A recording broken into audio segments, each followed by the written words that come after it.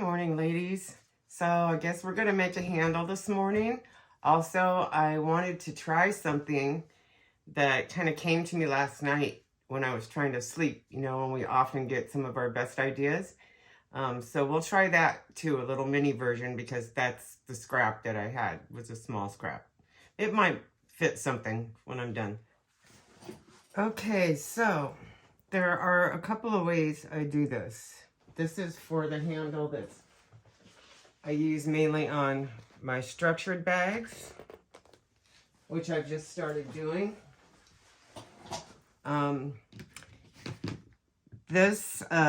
The handle, we want to cut the length that we want between these two pieces, because this is where it's going to fold over a ring.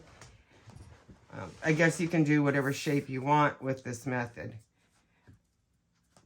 Then you need to cut your leather or your outside fabric bigger, because we're going to wrap it. And what I'm going to do is I'm going to cut this piece out. That's from this pattern piece. And then, because this leather is rather stiff, I am going to be taking it into the other room to skive it. We'll stop the video at that point. Then on the bottom of the handles, depending on the leather that I'm using, this suede was fairly thick but soft. I used the same suede on the bottom of the handle. I used the same suede on the bottom of the handle as I did on the top. I believe I split this on the skiver so that it wouldn't be too thick and showing from the bottom. And then this bag, I used a scrap of a similar color of a softer, thinner leather. This one I didn't have to split. It just keeps it softer underneath. Now, after I get this one ready, I wanted to try something. I cut this a little bit bigger with a little bit more around it, because I thought, wouldn't it be fun to make that handle kind of puffy with a piece of foam underneath? So I want to try that too. Anyway, I am going to cut this piece out. This doesn't have to be the neatest thing ever. This is what's going to give you your shape. And then I'm going to go skive this. Get the general shape in. The stabilizer piece will be what you want to be more precise with. So this is 8 inches from here to here, and then I make this part small enough to fit into the ring or the bridge connector or whatever it is I want to use there, minus a little bit, so it can accommodate for the leather that's going to be wrapping around it.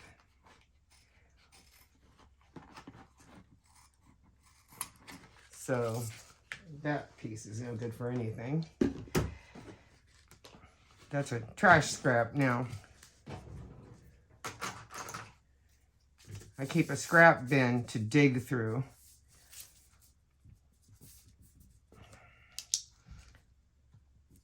Yeah, I'm not real good about these small pieces. I don't usually put a weight on or anything. Sometimes I'll put a little piece of masking tape.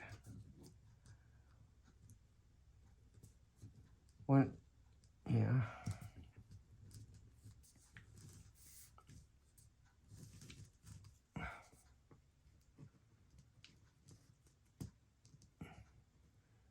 Not being the neatest, but I don't want to get my head up in there in front of the camera so you guys can't see anything.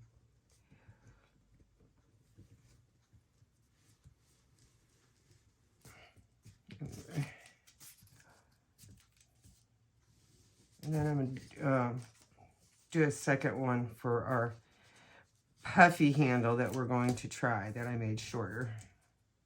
I don't even know what the length is. It's probably only about 5 inches. I just eyeballed it. Since we're not making this for any particular reason except to try the technique of putting foam in there. I thought that would make a fun handle, though, a little puffiness. And I think I will try that on my next structured bag order. All right, so I'm going to cut this out. You guys don't need to see that. So I'm going to cut this out, and then I'm going to go skive this piece. This piece that I did for the puffy handle, well, I'll skive this about 1/2 inch in because I have this set at about 3/8 inch. And I want to have just enough to fold over the stabilizer piece. This piece, because I wanted it to get a little softer to go over the foam, I split the whole piece. This is a scrap piece that we're going to be using on the bottom of the handles. So I'll be back.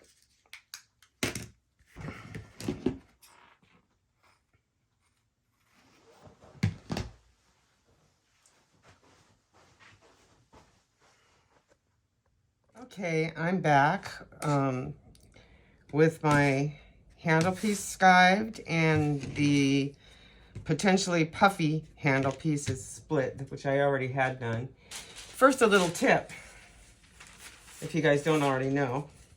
I learned this making bra cups. Take your foam pieces and make them even and butt them up and zigzag them together, because waste nothing. Anyway, so let's get started.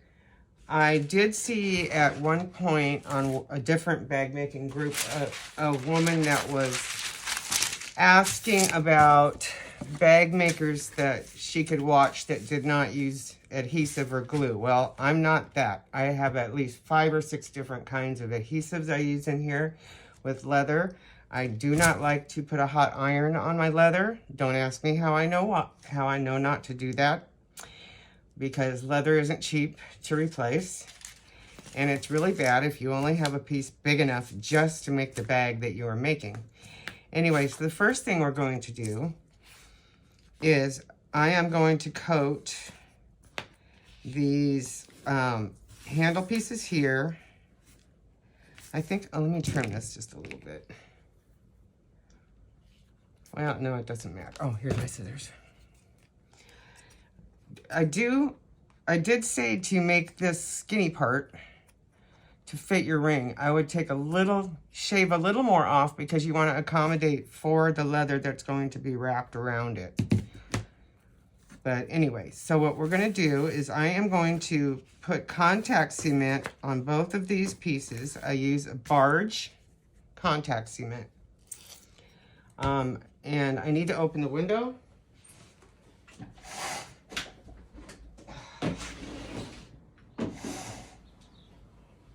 Also, when I'm in here using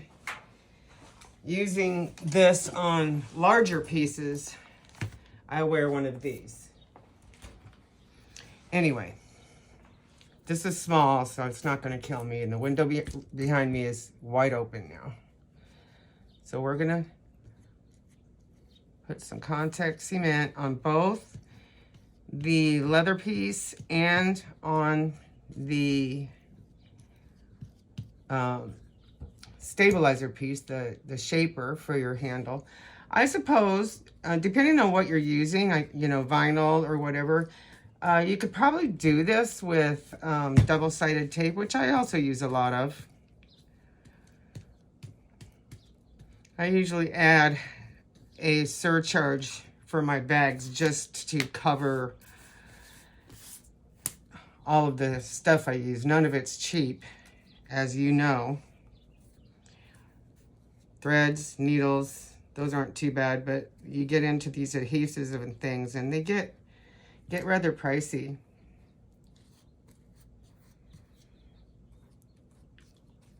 And I use this contact cement. Use quite a bit of it when I'm doing a structured bag, because although I did find another, and this isn't cheap either, this is less volatile, and I spray it outside. It works really good for, which this doesn't, for fusing Peltex and foam and stuff. Messy as hell, so I do it in the backyard.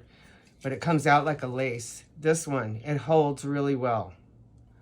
But I'm still using my contact cement around like the folded edges and stuff, because it works better on the folded edges. Works really well on the big flat pieces that I'm putting foam and stuff on. It'll hold the middle of it really well. It starts to lift a little bit on the edges when you're manipulating it a lot.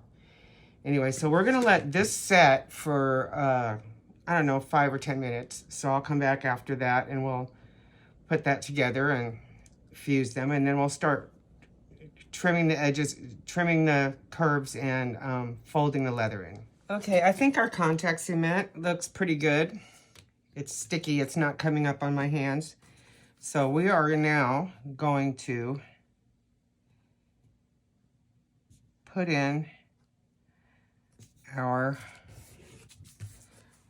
stabilizer. I'm going to get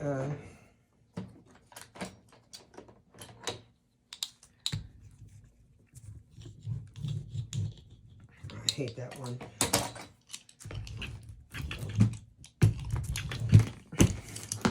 You know, and I had a thought. I should have put the foam in the puffy handle before the stabilizer, or no, it needs to go in before the stabilizer.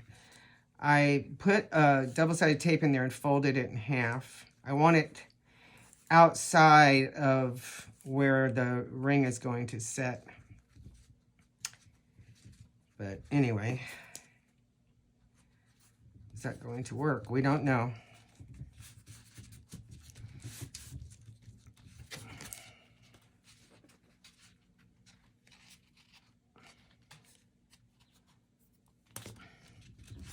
To clean this stuff up off the leather, sometimes I do get it on the leather.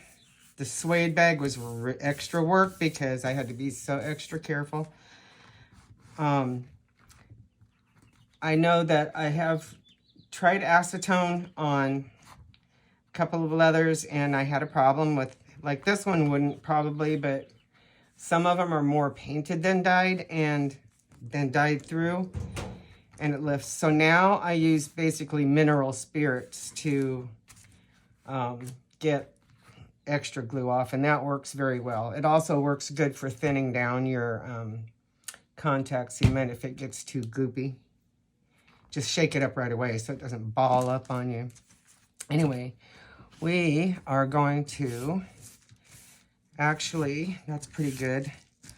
What we need to do is to trim here where these bend and whatnot, and then we'll be contact cementing this and folding it in. So we need to cut a notch. I can't find my good little, probably used them in a different room and left them somewhere, and I can't find them now. They might be by the skiver. Gonna do that on the corner.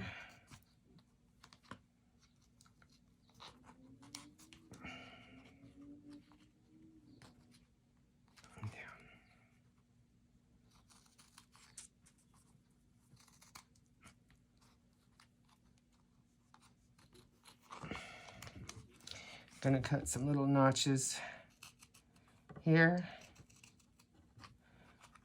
I don't really want them overlapping underneath. Let me see, maybe these ones will cut better. Those gray ones are old. That's not doing much better either, is it? Not the right application for that scissor.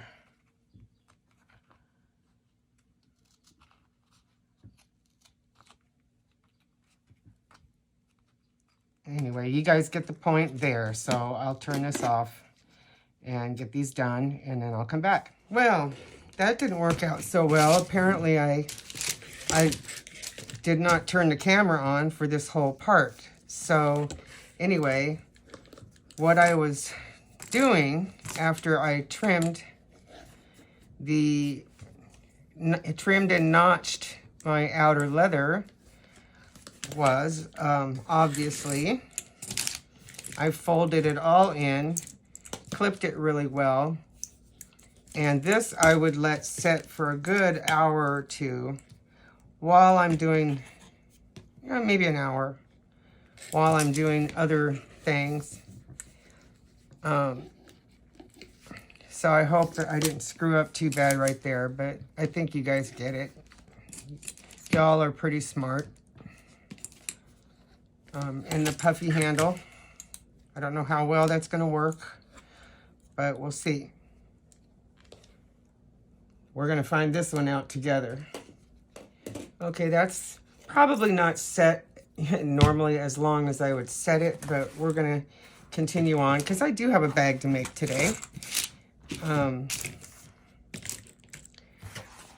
For the bottom of the handles, I like to use a softer, thinner leather if I have some.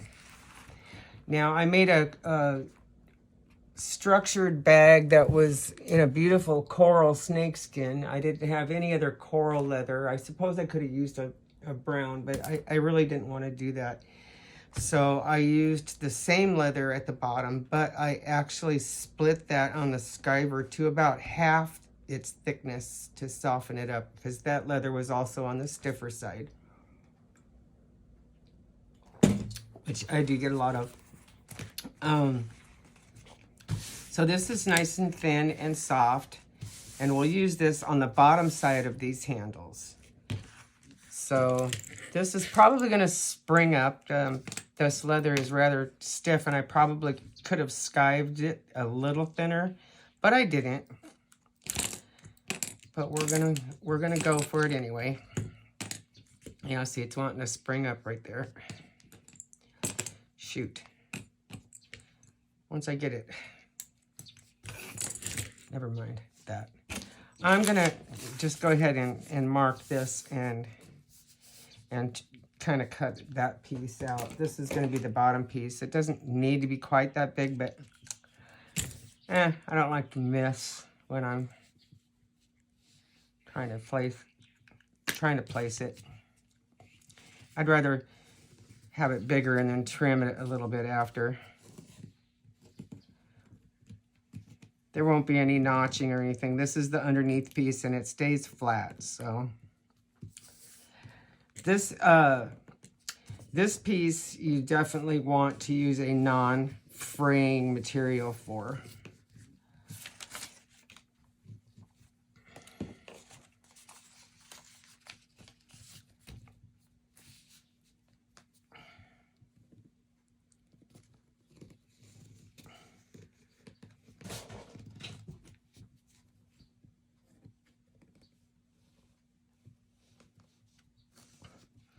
I think that leather wants to spring up on the edges on that one long piece because I let the contact cement set too long before I folded it.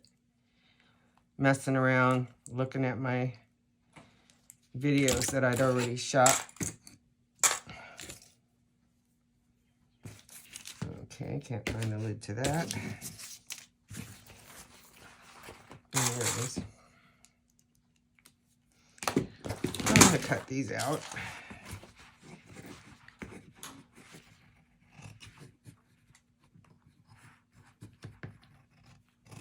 Also, you don't have to be super neat with this. It'll be trimmed off after I stitch it around the handle. Top stitch.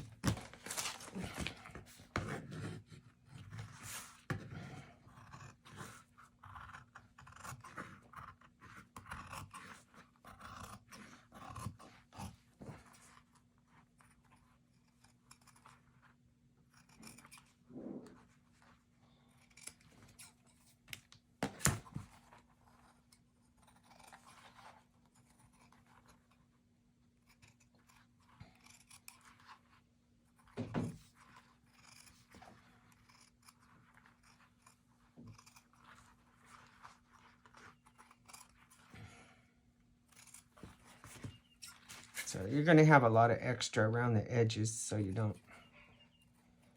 have to worry about losing any of it when you go to top stitch. I just find that easier. And mostly I'll use leftover things from other projects. I keep a bin full of it. Sometimes I have to go through and edit that or make a lot of little coin purses or something. Okay, so we're gonna do this again.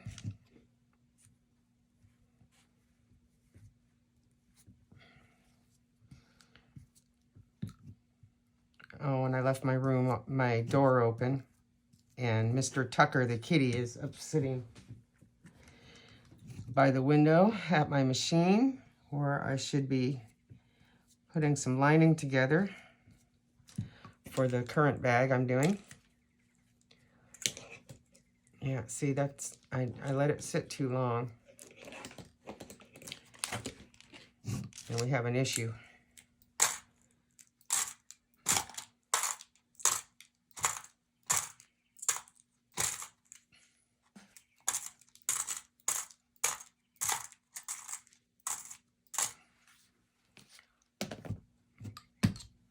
This is why I don't do videos.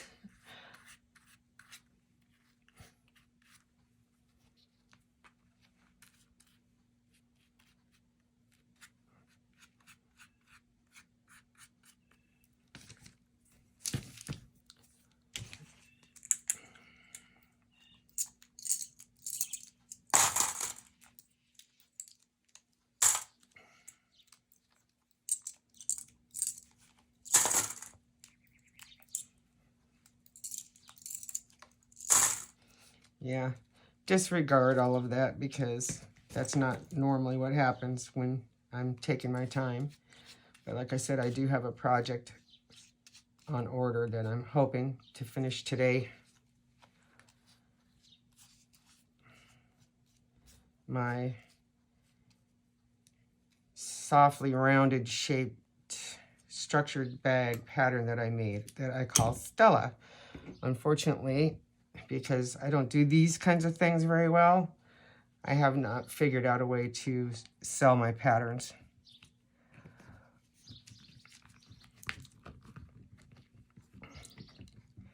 I can't do a video. I don't know how I'm going to do an instruction sheet.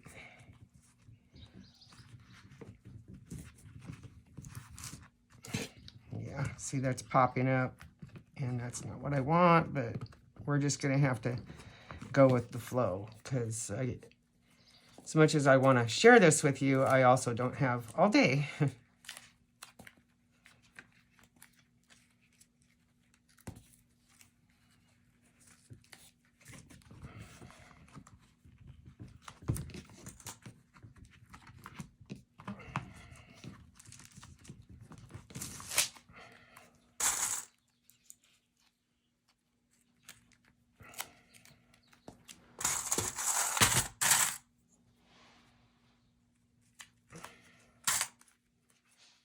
I have, after I finish this current bag, I have an order for 5 little mini bags and a bridle clutch to do. So I got things going on in here. And I actually got dressed for you guys. Although I am in my slippers still.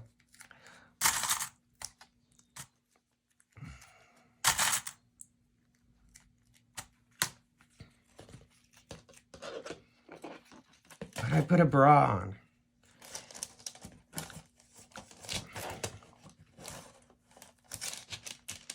Yeah, I wouldn't be fussing with this so much if I had done the timing properly on the glue and it was holding that fold, but it's not cooperating. That's my fault.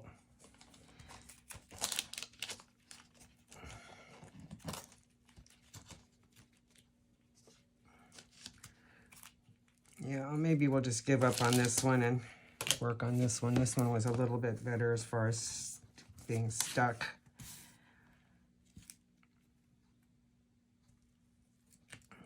Not by much, though.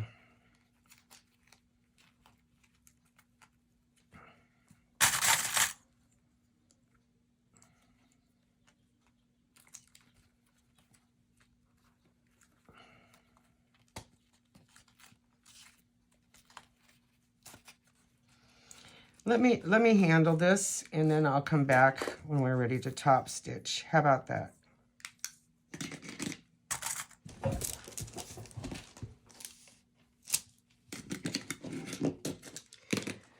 Well, that was fun. Not.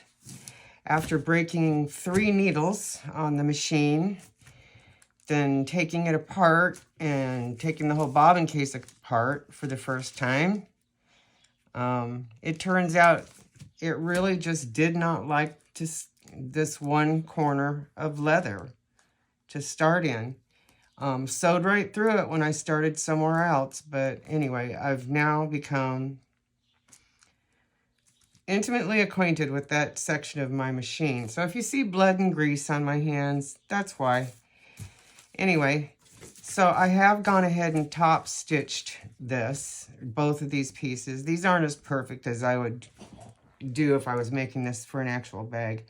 I do like to tie off my threads at the back of these.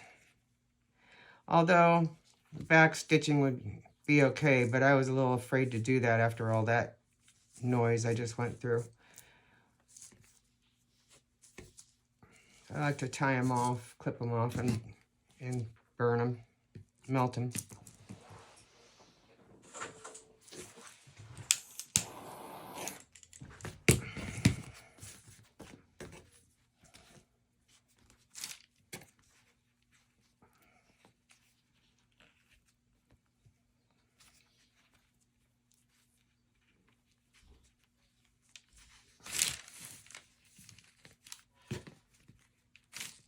Get rid of this piece of paper now.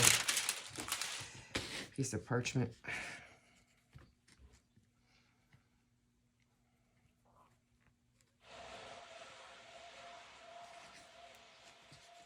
My little piece of tape so I know that the camera's on my work.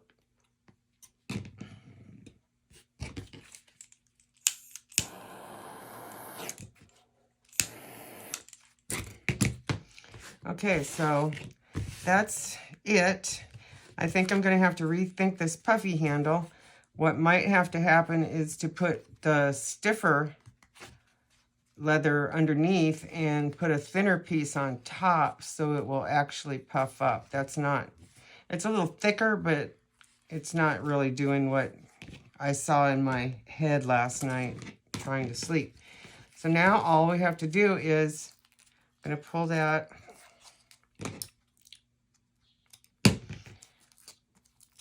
trim this bottom piece of leather off, and you basically have a handle. I know I missed, the video didn't turn on when I was doing the whole folding part, but I think you guys, girls and guys, know how to fold some leather.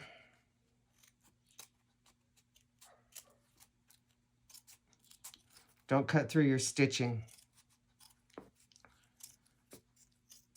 Want to cut, you know, so it's not peeking out from the top, but you don't want to cut, and you make sure you're not cutting into the handle piece on the top too.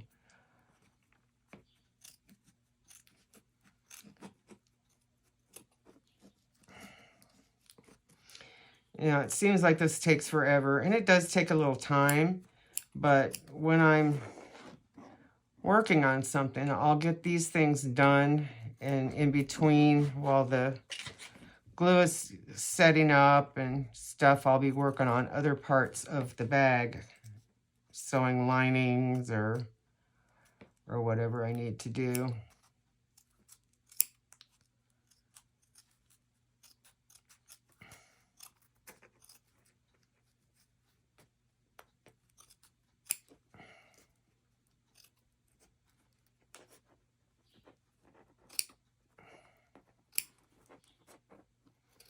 I think those double suspension rings that I've been using, connectors I've been using on these bags are, I think the clearance is like 5/8 of an inch for those. This one, because of the folding isn't that good on this, it's pretty wide right there. This one looks pretty good. Yeah, just trim your underneath piece so it's not sticking out. This part's going to be folded up. It's not as vital. And I really should have cut these a little smaller, but hell with it. Let's see. Well, these aren't the double ones, but these are small as well. So you just have to sort of fold it.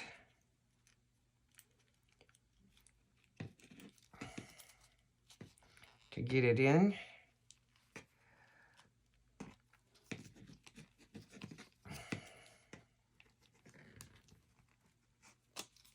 And then it'll be, so you have the connector on the top there, because that's going to fold and then come around like that. And then I will attach it to the bag. I make the whole handle first and then I attach it to the bag. I use a tubular rivet in these. Those are very, very strong. They're not just decorative. If you are going to use a regular decorative rivet, I would do a stitch across here to make sure they hold. I know from experience that they aren't, the decorative double capped rivets are not made for holding weight.